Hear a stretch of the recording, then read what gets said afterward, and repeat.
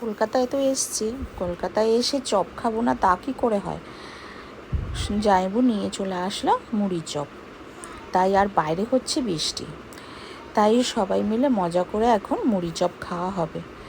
তাই দেখছি চপটা গরম আছে কি না। চপটা ভীষণ গরম ছিল। আর এই যে চপগুলো সব সাজিয়ে নেওয়া হলো, আর সবাই আমরা এক জায়গায় গোল হয়ে বসে রয়েছি। এখন মাখা হবে চপ মুড়ি।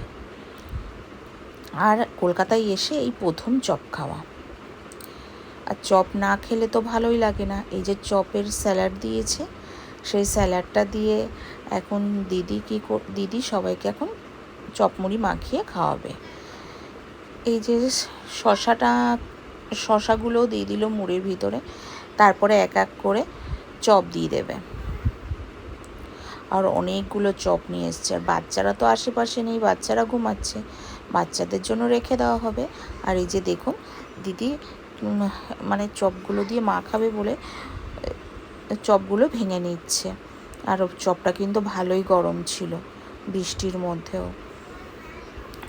আর এই যে সবাই বসে রয়েছি গোল করে, সবাই মিলে এক জায়গায় বসে খাবো বলে। সবাই মিলে কিন্তু এক জায়গায় বসে খাওয়ার মজাটাই আলাদা। আর এদিকে সবাই মিলে গল্প করছি আর বৃষ্টির মধ্যে চপমুড়ির মজা নিচ্ছি। আর এদিকে দেখুন বৃষ্টি, বিদ্যুৎ চমকাচ্ছে।